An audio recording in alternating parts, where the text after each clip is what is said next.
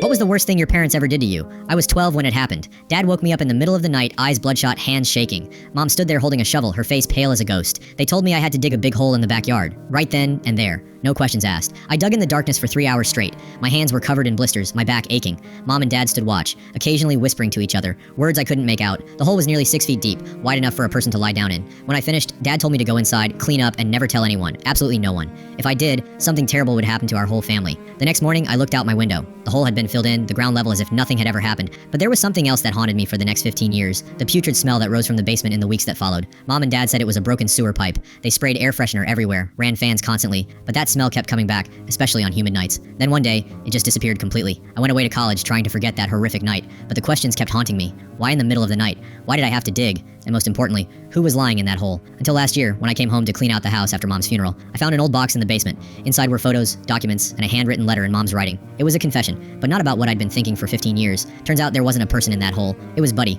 my beloved golden retriever, the dog Mom and Dad said had run away the day before. Buddy didn't run away. Dad had flown into a rage because he'd chewed up his expensive shoes, and Dad had gone too far. And they made me, a 12-year-old kid who loved Buddy more than life itself, dig the grave for my own dog without ever knowing it. They watched me cry missing Buddy every single day. They watched me put up lost dog posters all over the neighborhood. They even helped me call animal shelters to ask about him. For 15 years, I walked over Buddy's grave every time I visited home without ever knowing. Now I understand why Mom and Dad could never look me straight in the eye after that night.